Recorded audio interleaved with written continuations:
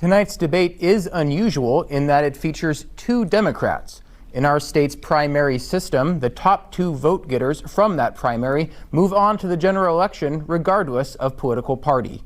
Here are the key duties of the lieutenant governor: filling in when the governor is away or unable to fulfill their duties, presiding over the state senate, working with legislative leaders, and serving on several boards and committees.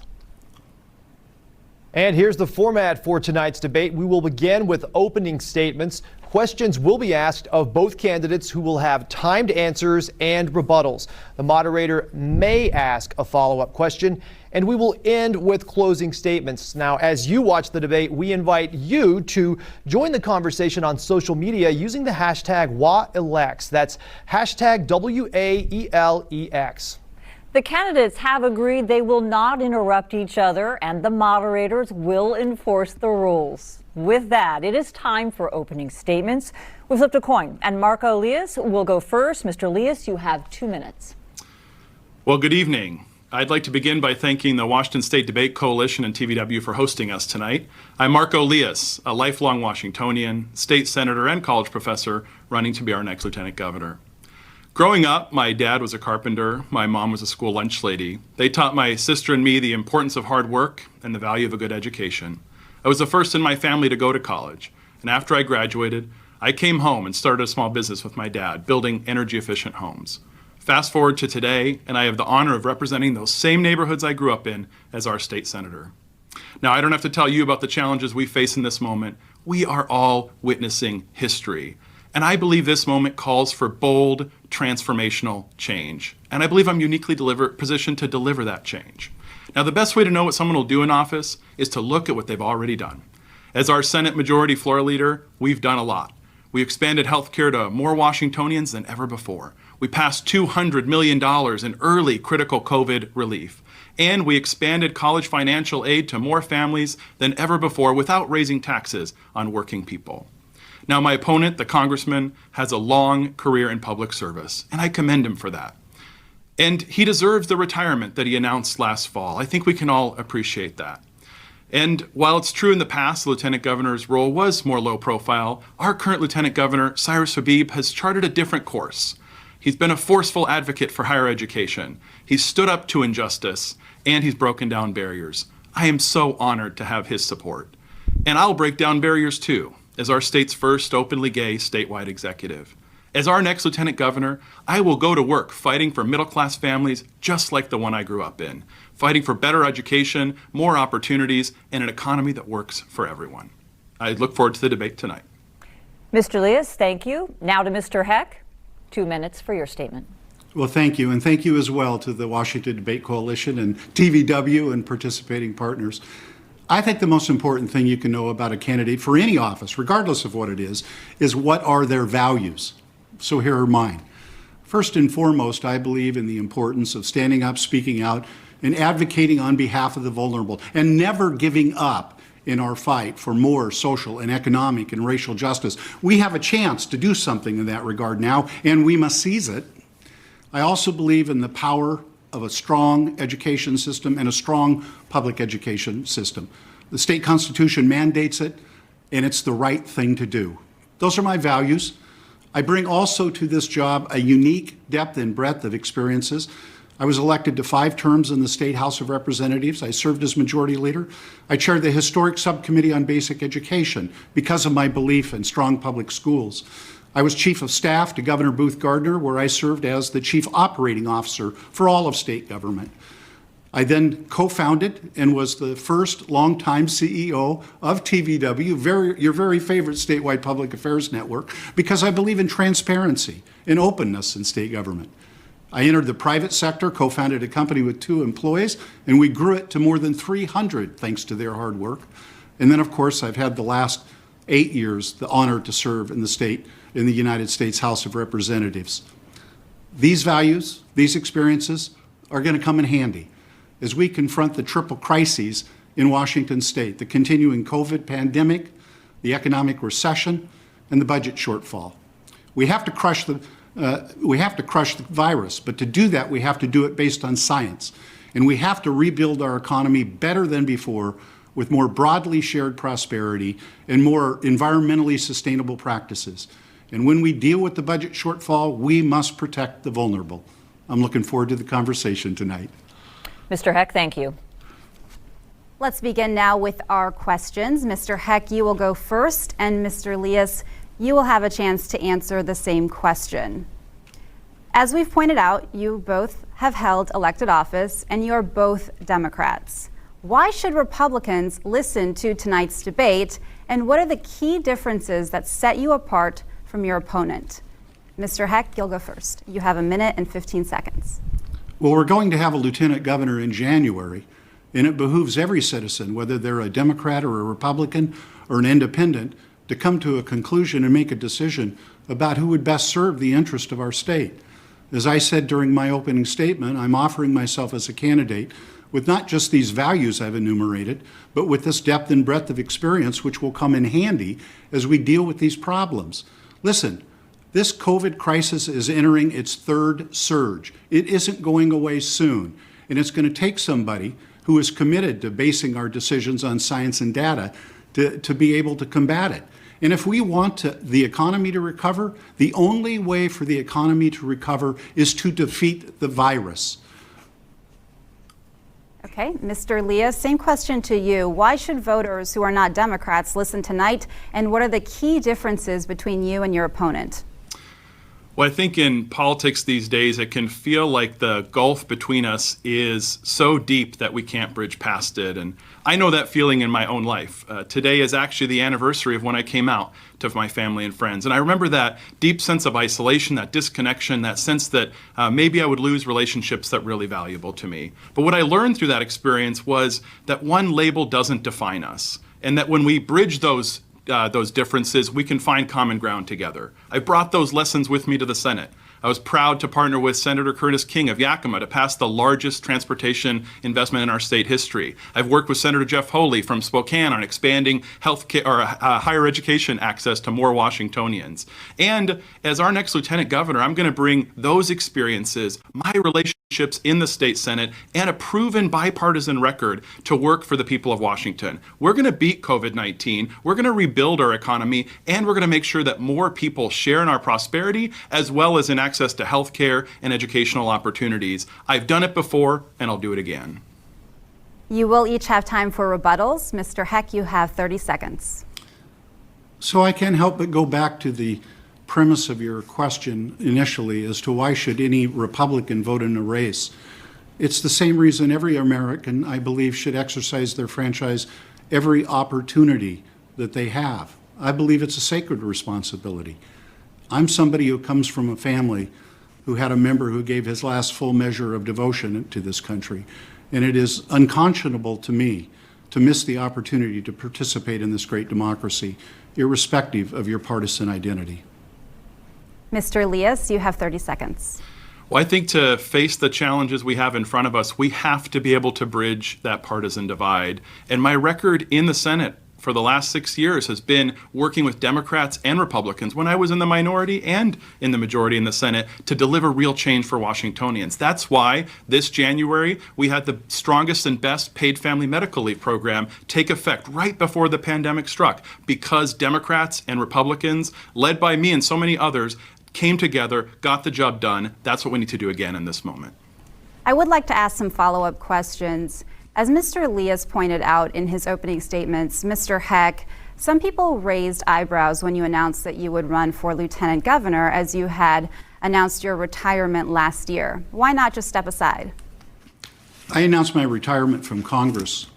I was, as I said at the time, my soul was weary of that politically toxic environment. I never said that I was retiring altogether, nor did I say that I had lost my passion for public service. In fact, most of my public service career, as I've enumerated, has been devoted to state government. It is where my heart is. It is where my passion is. And I think there are a lot of problems here that I can bring my experience to bear on helping our state move forward. Okay. Mr. Heck, thank you. Mr. Liias, to you.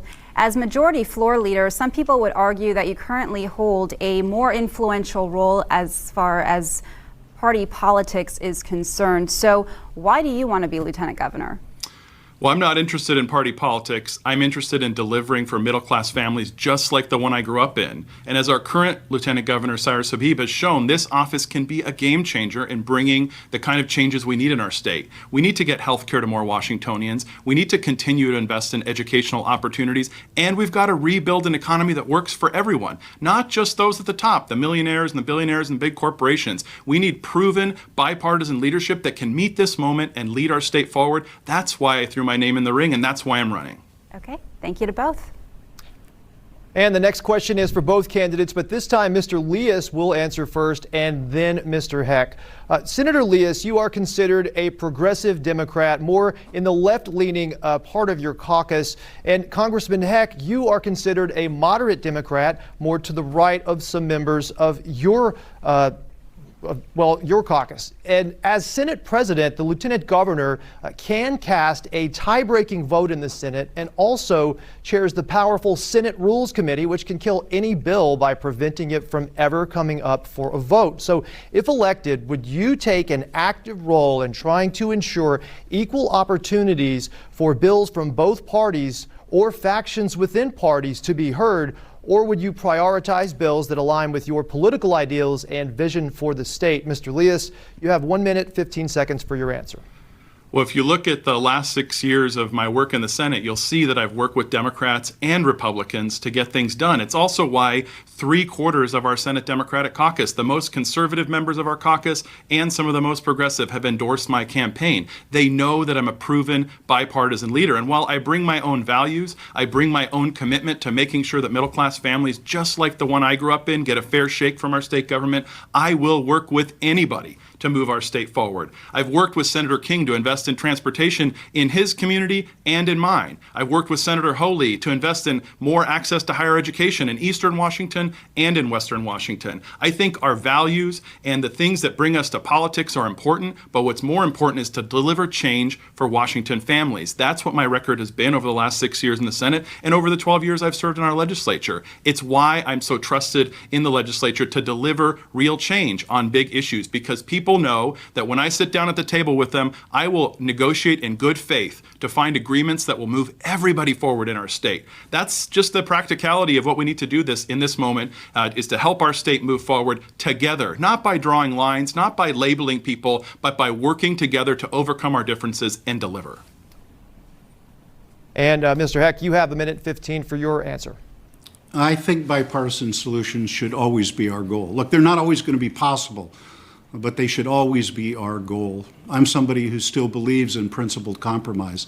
It's my record in the United States Congress when I led the effort for the sweeping Puget Sound Recovery Act that passed in a bipartisan manner out of the U.S. House, and when I led for the longest ever reauthorization of the Family Wage Job-Creating Export-Import Bank, which creates and is responsible for thousands of jobs in Washington state. But really the question is, why are bipartisan solutions to be desired? And the answer is because they're sturdier. Now, we've all lived long enough and seen enough elections where the tide comes in and the tide goes out. And if all we're going to do is adopt one side just to be repealed when the other side comes into power, then we haven't provided stability or sturdiness to our solutions. No, they're not always going to be possible, but they ought to always be the objective of what we're trying to do. That's been my track record in Congress, and that's how I would be Lieutenant Governor if I were given the honor to be so. Well, Mr. Liias, you now have 30 seconds for a rebuttal. Well, I think what's critically important for voters to consider right now is that in January, we have some real big challenges on the horizon. And I think voters need to consider who is the best equipped to work within the Senate right now to make change. And when you look at my record, I've been in the Senate making change all these years, advancing healthcare access, advancing educational access, and helping our small businesses and struggling families. With all due respect to my friend, the congressman, he has been in Washington, D.C., a much different environment, a much different situation. I bring on-the-ground experience here in Olympia, delivering change. You're out of time. Mr. Heck, your rebuttal, 30 seconds.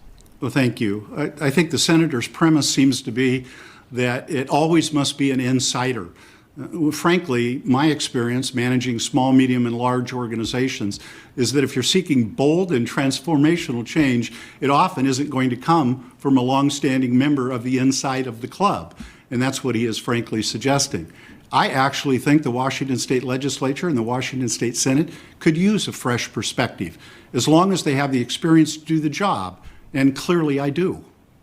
All right, so we have one follow-up here, and this will, again, we'll start with Mr. Liias.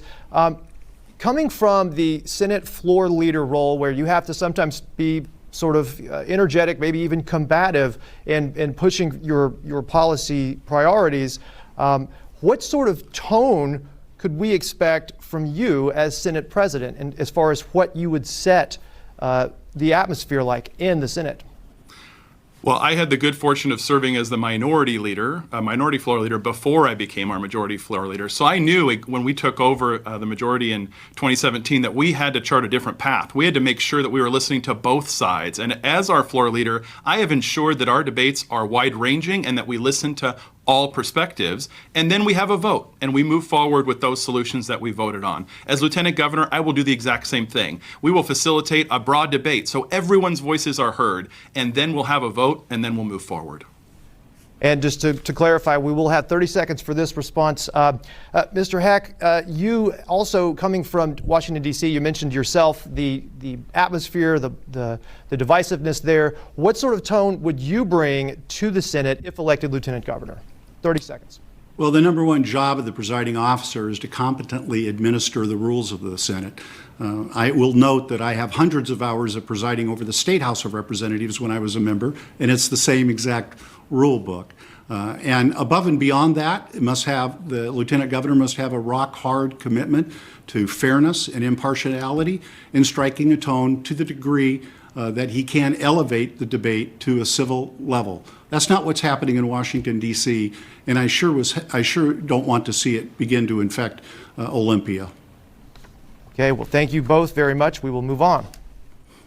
Gentlemen, this region is home to numerous sovereign native tribes, and many but not all are federally recognized. And there are complex legal issues about law enforcement jurisdiction and taxation on tribal lands. In fact, last year, the U.S. Supreme Court ruled in favor of the Yakama Nation in a case where the state of Washington was suing for collection of tax revenue from a business on Yakama Nation land.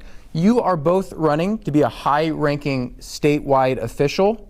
How would you approach issues of tribal sovereignty versus the interests of the state? Mr. Heck, you go first, 1:15. Well, thank you very much. When I was Chief of Staff to Governor Gardner, we memorialized the Centennial Accord between the tribes and state government.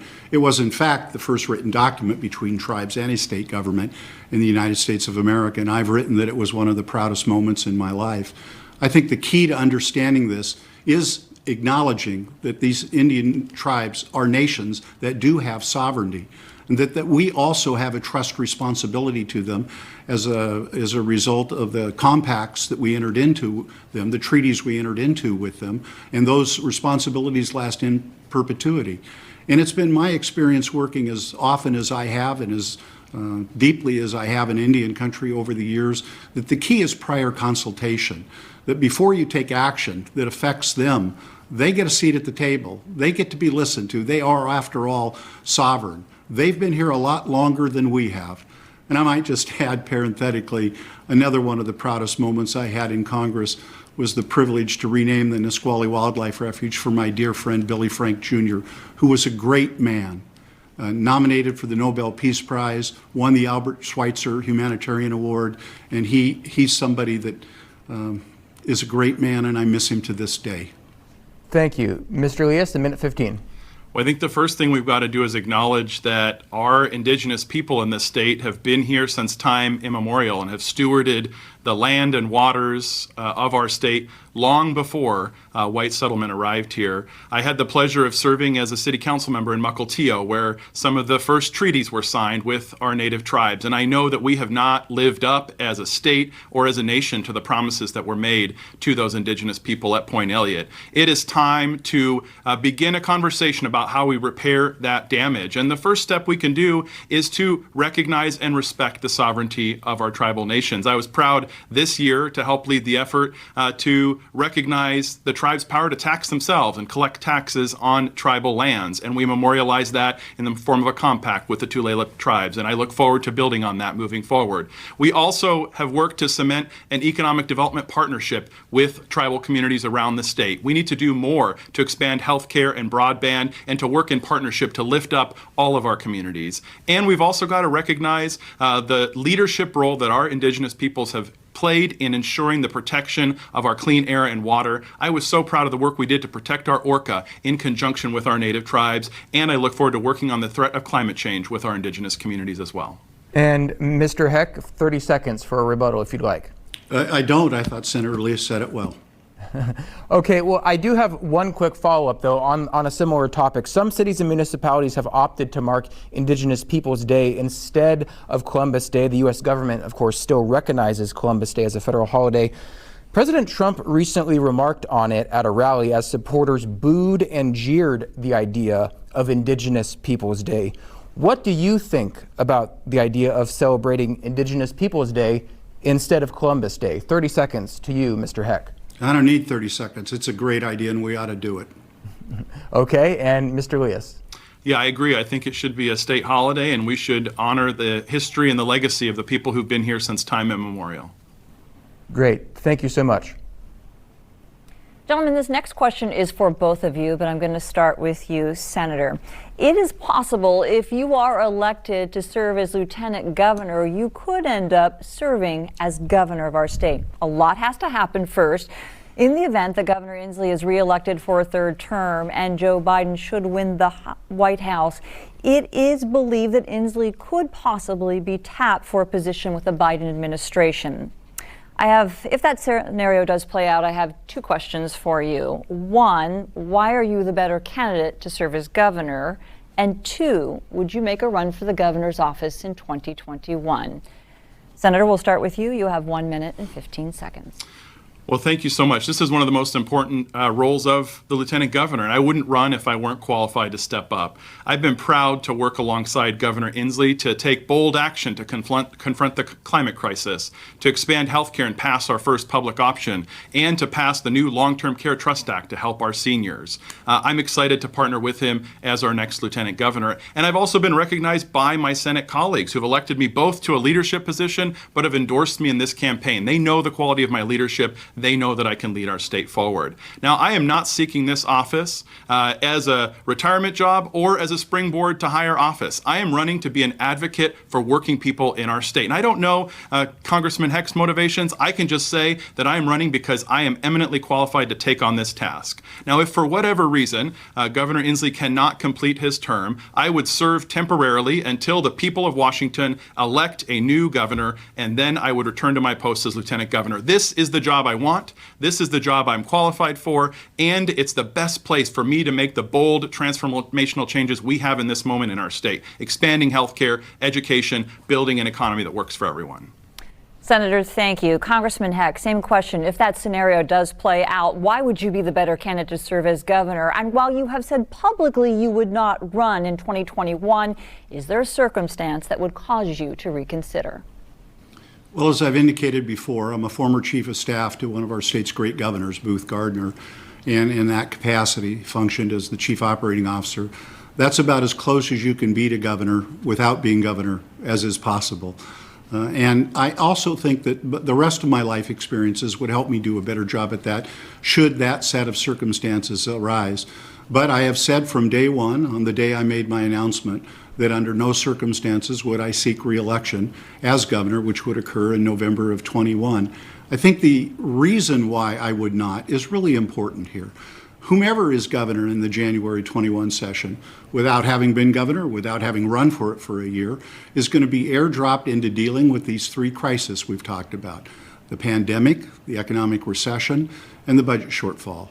And they must be focused like a laser on helping to solve those problems and not be off setting up a campaign and running for governor.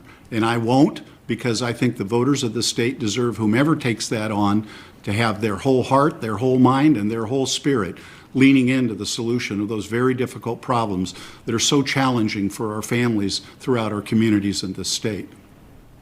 Mr. Heck, thank you. Mr. Liias, you have a rebuttal, 30 seconds.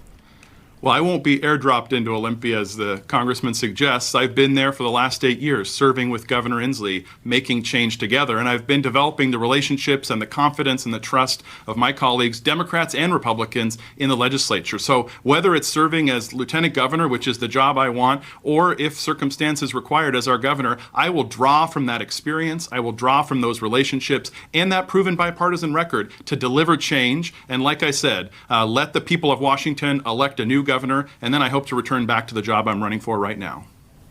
Gentlemen, thank you both. Let's talk about COVID-19 now. Even if there is a vaccine approved soon, the pandemic and its side effects could last years. Washingtonians are still getting sick, but they're also dealing with the financial and emotional hardships associated with lockdowns. So what is your plan to deal with COVID-19 in the next legislative session? Mr. Heck, you'll go first this time. You have 1 minute and 15 seconds for your answer. Well, again, and we can't say this often enough, we have to rely on the science and the data. We can't be running off chasing rumors and pretending that you can drink bleach and make yourself better. We have to listen to the experts on this, the public health professionals.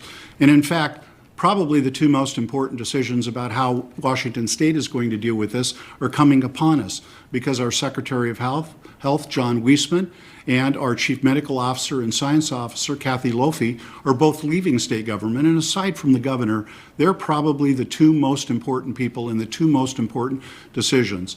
Now, when it comes to what the legislature ought to do, I want to hearken back to what I said earlier about protecting the vulnerable.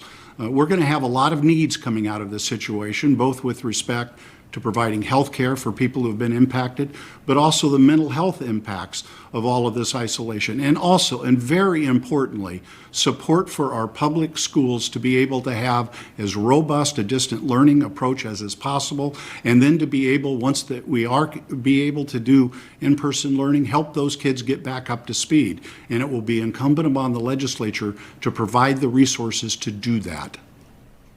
Mr. Heck, thank you. Mr. Liias, you have 1 minute and 15 seconds for the same question. What is your plan to deal with COVID-19 in the next legislative session? Well, first of all, I think we should note we have been through so much this year, and I want to take a moment to thank my fellow Washingtonians for all that we have sacrificed. Together, we have saved tens of thousands of lives because of the work we have done this year. And it hasn't been easy, and it hasn't been fun. I was proud of the work we did in the legislature on a bipartisan fashion to pass $200 million in immediate COVID relief. And we targeted that relief at hospitals, at nursing homes, at buying critical PPE when we needed it most. Now, unfortunately, in the other Washington, a different story was unfolding. Congress approved a $500 billion slush fund that's bailed out private jet makers that are Trump donors. It's provided billions in fees to the big banks, and even companies that Congressman Heck is part owner of have received bailout funds. Meanwhile, businesses here in our state continue to struggle, and families continue to struggle to make ends meet. We've got to focus the COVID relief on the folks who are suffering most in this moment. I think we should use the state's rainy day fund to help our small businesses who are struggling right now buy the equipment to stay open and get open. We need to provide rent relief to families who are struggling to pay bills and small landlords who are struggling to get those bills paid. We need to be focused on the people who need the help most right now, not those who are well connected. Okay, thank you. You do have time for rebuttals, 30 seconds each. Mr. Heck. Senator Liias made this point at last week's debate. Just get to yes back there. And the truth of the matter is that means one of two things. He either wants us to accept what President Trump has laid on the table, including, for example, providing billions of dollars in Betty DeVos's plan for private, including for-profit schools, or the only other alternative is he thinks he can just be put into a room with President Trump and have him bent to his will and do a better job of negotiating this than Speaker Pelosi, who has who has successfully negotiated 4 packages totaling more than $3 trillion thus far. Mr. Liias, your response, 30 seconds. Well, I would just say, as our Lieutenant Governor, I will not support a slush fund that bails out private jet makers and that benefits companies that I have an ownership interest myself. We've got to focus on struggling small businesses. We've got businesses who need help buying the equipment to reopen. We have families who are struggling to pay the rent and small landlords who aren't getting paid and have the mortgage themselves to pay. We need to use our resources to help the people who need it most right now, not those who are well-connected or who have lobbyists. I do want to follow up with a question related to COVID-19, and that is our schools. It's been a school year unlike any other, one that's been very difficult for our families here in Washington. School districts have also seen significant drops in enrollment in some cases, and they've struggled to provide internet and other supplies for students. So what legislative measures do you support to help schools during the pandemic? And this time you will have 1 minute to answer. Mr. Heck, you'll go first. Well, thank you. It's fundamentally a question of resources. We have to make sure that every child gets their device and their connectivity. The teachers have the appropriate training to pull this off. Those students have a constitutional right under Article 9, Section 1, which provides that the state will make ample provision for the education of all children, and that it is our paramount duty.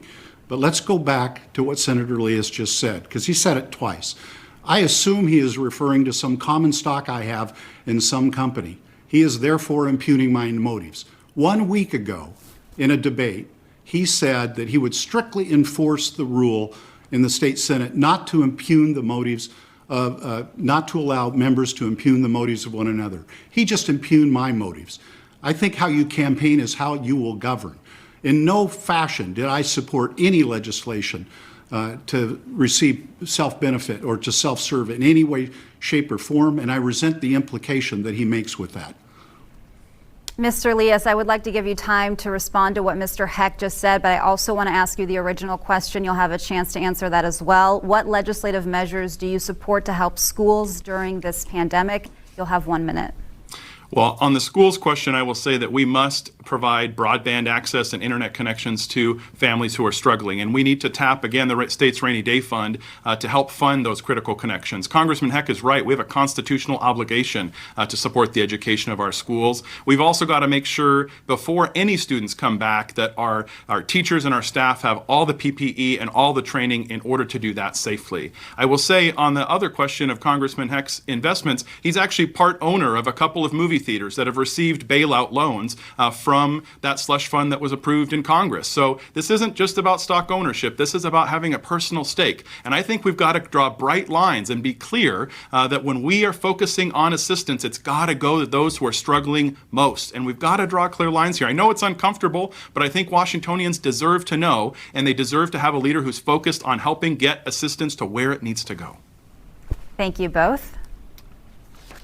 Well, as I'm sure you're both aware, the state is currently projected to come up about $4.4 billion short over the next few years. And while that could change, it already has come down from $9 billion back in June.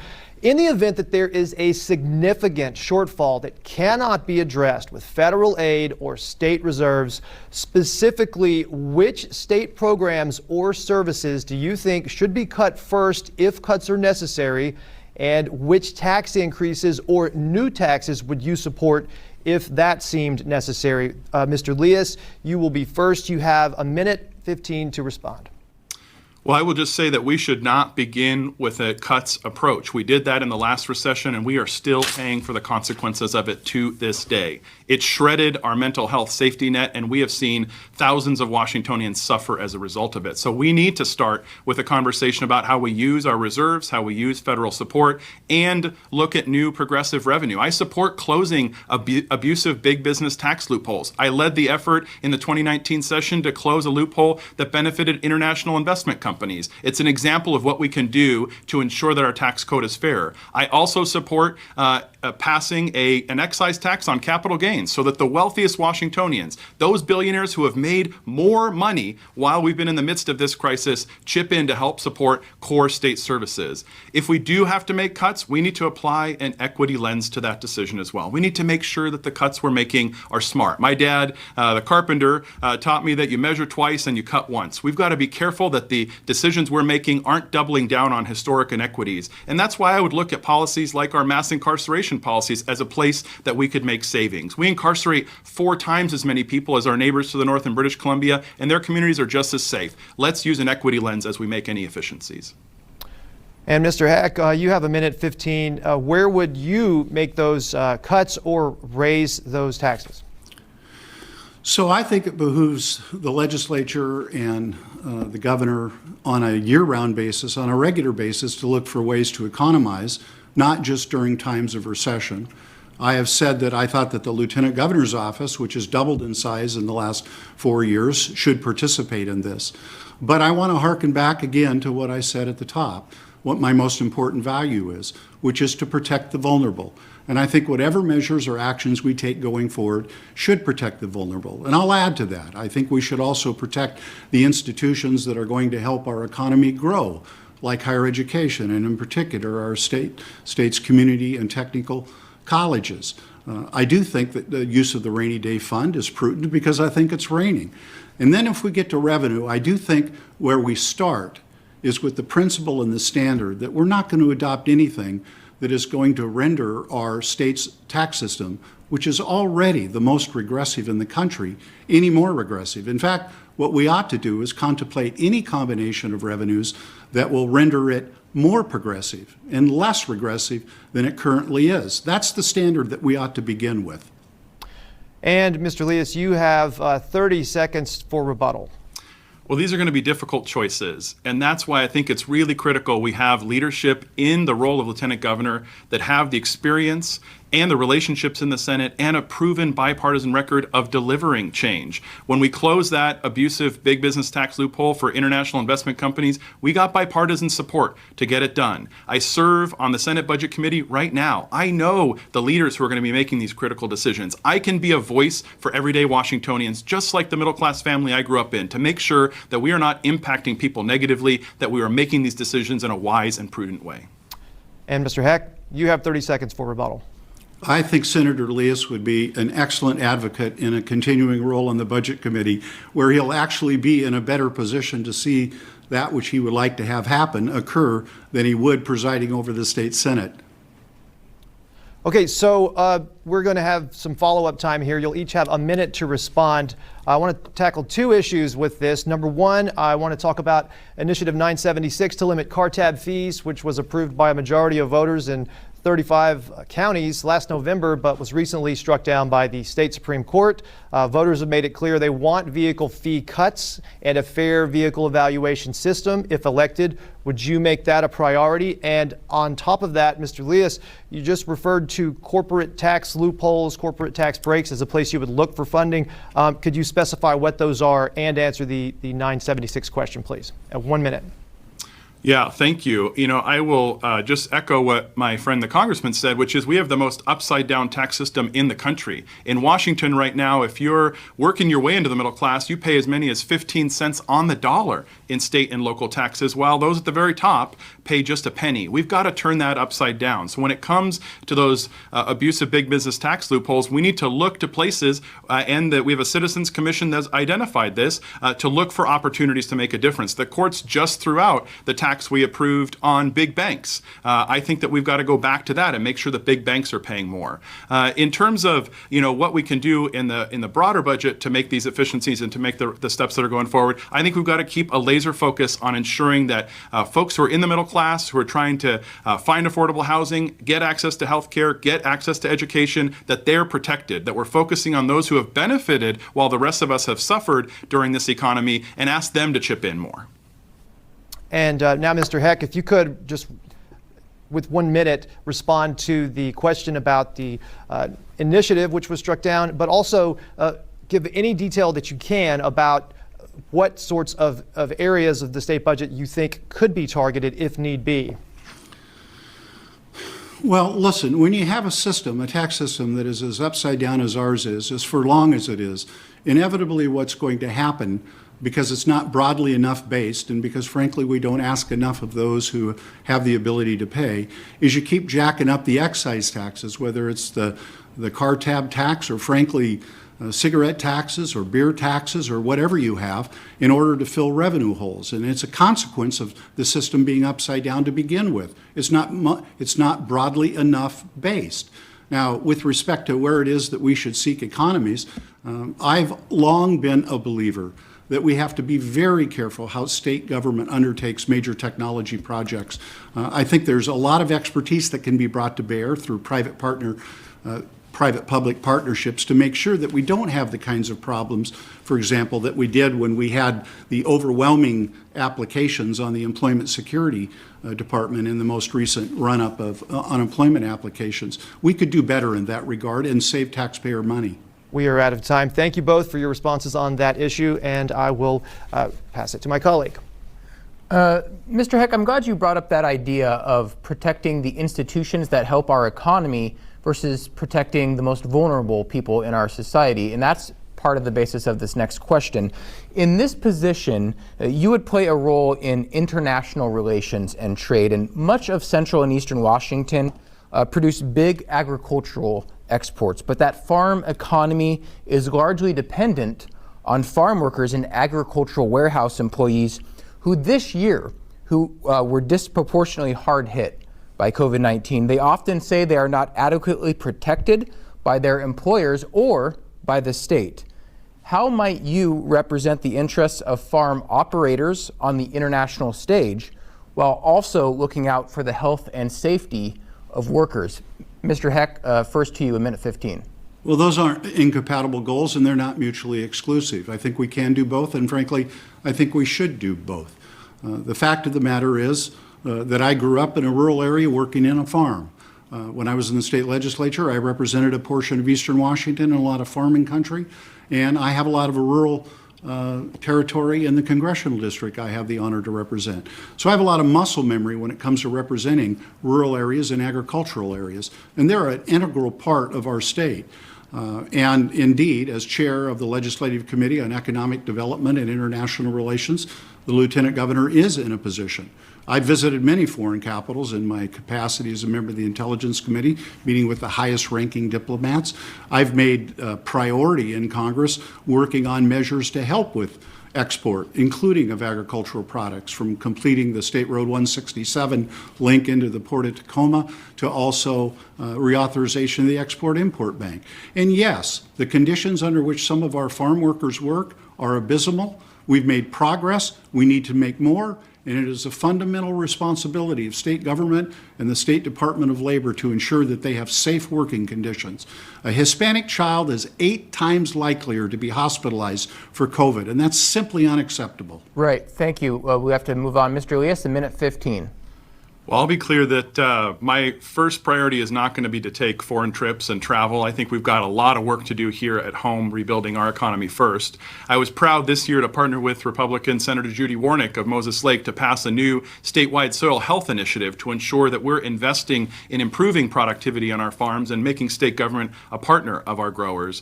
I do think we have more work to do to protect our workers, though, and I think all Washingtonians need to really understand where our food comes from and the supply chain that's involved in that. I was proud to stand in solidarity with farm workers and activists from several Yakima area food processing sites this summer when they were seeking better working conditions and PPE in their work. I also am proud of the work we did in the Senate. As Senate Majority Floor Leader, I helped bring legislation to the floor that examines farm labor contracting practices to make sure that these large agricultural interests don't exploit the law to exploit their workers. And we did that in a bipartisan way because Democrats and Republicans agree that we depend on these workers to deliver our food, to pick our food, to process our food. We need to make sure that they're being treated fairly. So I will continue to build on that record and make sure that we're taking care of the folks who bring us the food that we all depend on.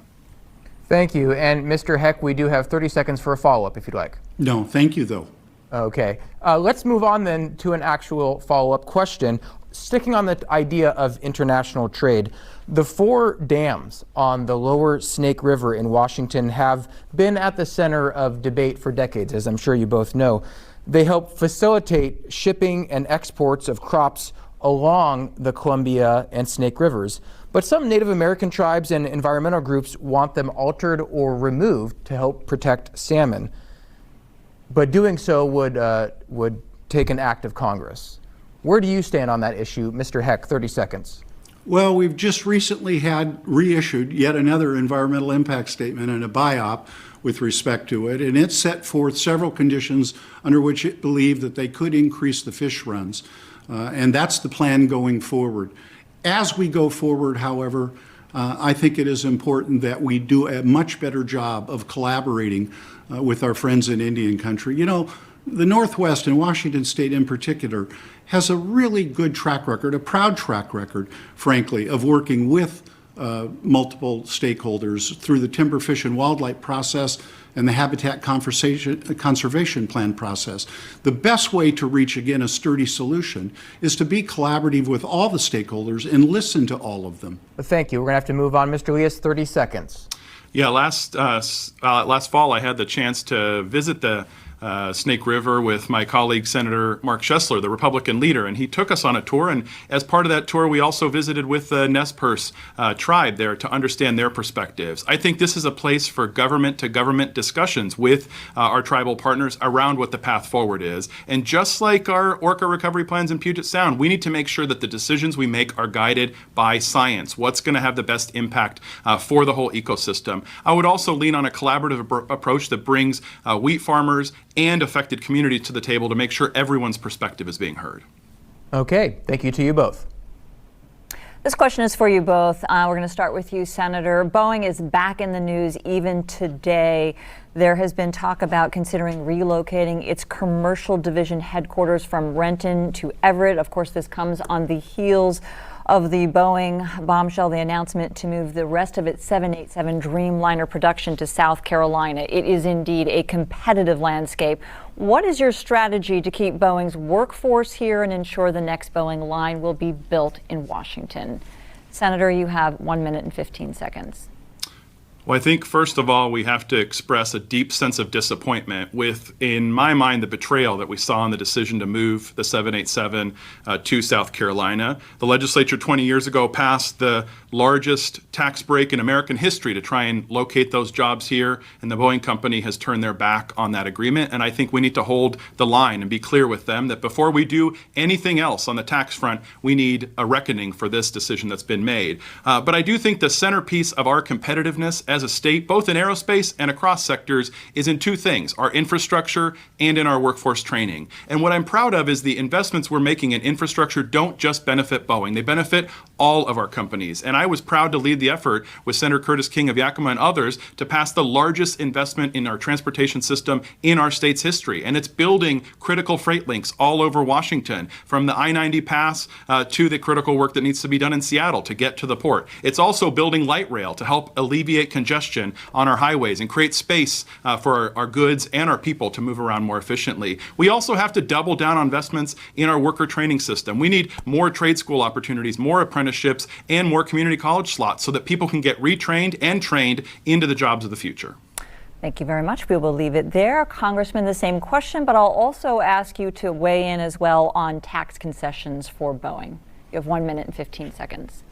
If the decision on where to consolidate the 787 line had been based on merit, it would be in Everett, Washington, period, full stop. Unfortunately, it was not. However, I don't think any of us are surprised by this decision. Disappointed, yes. I think, however, that what we should do is an inventory of our considerable assets as it relates to aerospace. We are still an aerospace center of excellence, and we have lots of companies in this space, pun intended. For example, Aerotech is right at the heart of developing the longest aloft battery-operated airplane in the history of the world. That test being done just this summer. We have an opportunity to lead the world in a lot of regards because of the engineering and the technical talent that resides here. Beyond that, we have to put first and foremost the people who are going to be dislocated by this, the some thousand machinists who will lose their jobs, and make sure that they have opportunities to skill up and to be able to receive any kind of support and training they need so that they can get additional employment. And the same is true critically of the supply chain. You know, thousands of businesses support the assembly of airplanes, and we have to pay very careful attention to those small businesses throughout the state and make sure that we're there to help them as well. Thank you. Time for rebuttal. Senator, you have 30 seconds. Well, I don't disagree with the congressman. I would just add that I think this creates additional urgency to diversify our economy. I've been really proud to help grow the medical device sector in Canyon Park and in Bothell, to diversify our manufacturing base. Also to work in close partnership with Governor Inslee to pursue siting large-scale manufacturing both in the clean energy space but also in maritime electrification. We're going to electrify our ferry fleet. We can become a center of excellence in that manufacturing space as well. We've got to locate more manufacturing jobs in our state and diversify beyond just aerospace. All right, thank you very much. Congressman, you have 30 seconds. Well, I think I want to reiterate the importance of and the role of the state's community colleges and technical colleges with respect to making sure that we offer a significant amount of training that will enable people to transition to other family wage jobs so that they can provide for their families. That's another reason why during this upcoming budget challenging session, it's important not to be reducing our support to that system. All right, thank you very much. I do have a follow-up for you. Now, I want to go back to one of the other questions that one of the other moderators asked earlier, and this is with regard to the budget shortfall that the state is looking at. $4.4 billion, as you know, is projected. Both of you did talk about possible taxes, but we didn't hear anything about cuts. So I'd like both of you to address that, if you would. We'll start with you, Mr. Liias, and you have 30 seconds. Yeah, as I shared in response to that question, I think we need to apply an equity lens to any efficiencies that are going to be made. We know in the last recession, our cuts disproportionately affected low income and communities of color. We've got to make sure this time we don't repeat that mistake. That's why I think we've got to revisit policies of mass incarceration as an example. We lock up 4 times as many people as our neighbors to the north in British Columbia, and their communities are just as safe. That is billions of dollars that we are spending over time on locking people up. I think we've got to revisit those decisions and find a better way. Thank you. Congressman, 30 seconds. Well, I did answer the question. You would specifically ask me where we would achieve economies, and I talked about, as an example, the number of massive technology projects the state undertakes and the importance to consider public-private partnerships in so that we don't make mistakes that cost us going forward. Any specific cuts that you would also address? Any others? Well, again, the idea that we should economize is not one that we should consider only during a recession. That should be a self-discipline that we apply day in and day out, even in good times. Where is it that we can do more with less without compromising services to the vulnerable? All right, we'll leave it there. Thank you, both. Unfortunately, gentlemen, we are out of time for any more questions tonight, so we will move on to closing statements. Mr. Liias, you will go first this time. You have 1.5 minutes. Well, what a night. When I was in high school, I participated in debate club, and our coach, Mr. Hellman, always reminded us that the skills that we would learn there would help us out later in life, but I never imagined it would lead me to this place. I owe everything I am to our state, to the opportunities that I've had here. And for the last 12 years in the legislature, I've worked to pay it forward, to help families afford housing and health care, save for college, and build a better life. And I think in this moment, with this unique race, we have 2 Democrats for the first time in state history in a race like this. There is still a clear choice. After 40 years in politics, Congressman Heck has just become too close to the special interests. And over the last 8 years in Congress, we've seen some of those results. A COVID relief slush fund that benefits private jet makers while families in our state continue to struggle. My record is different. I have been a proven bipartisan leader in the legislature, investing in healthcare expansion and higher education, ensuring that all Washingtonians have access to basic state services in this critical time, and passing a COVID relief package that was focused on hospitals and nursing homes and PPE, not on helping out those who are well connected. Tonight, I'm asking for the opportunity to take my experience, my proven relationships in the state Senate, and my bipartisan record and put it to work for you, fighting to lift up our state, build an economy that works better for all of us. I humbly ask for your vote, and thank you for this opportunity. Mr. Liias, thank you. Mr. Heck, you will also have time for your closing statement, also 90 seconds. Well, thanks again to the Washington Debate Coalition and TVW and the participating partners, and thank you all for those of you who are watching. I encourage you in the strongest terms possible to make sure you exercise your right to vote between now and November 3rd. I invite you as well to visit our website, dennyheck.com, very straightforward, dennyheck.com, and learn about my vision for the future of this state, a bright future for Washington State, and the policy proposals I've advanced in order to achieve that. Check out, if you will, as well, the number of supporters that we have accumulated in this campaign. I'm proud and humbled by them. More than 110 organizations have endorsed our candidacy. 300 current and former local and state elected officials, including former Governors Locke and Gregoire and longtime serving Lieutenant Governor Brad Owen, as well as, and this is incredibly humbling and gratifying, the endorsement of every single daily newspaper in this state that is endorsed thus far. Indeed, even Senator Lias's own hometown newspaper endorsed me. Indeed, I outpolled Senator Lias in his own county, his home county, where they know him best in the primary. That's very gratifying. But the greatest honor I could receive is if I had the opportunity to earn your vote. So please go to our website, dennyheck.com. But whatever you do, please remember to vote between now and November 3rd. And thank you so much for being here this evening. Thank you both. We appreciate it. And that is the end of our debate tonight. We want to thank the candidates for this discussion of the issues on the campaign for Lieutenant Governor. We should mention that ballots have already been mailed to voters across the state. They must be postmarked or put in the drop box by 8 p.m. on Tuesday, November 3rd. That is just 12 days away from now. We want to thank you for joining us tonight.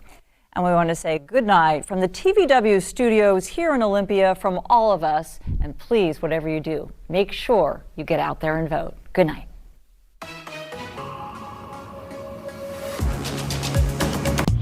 Coming up next on King 5 News at 9.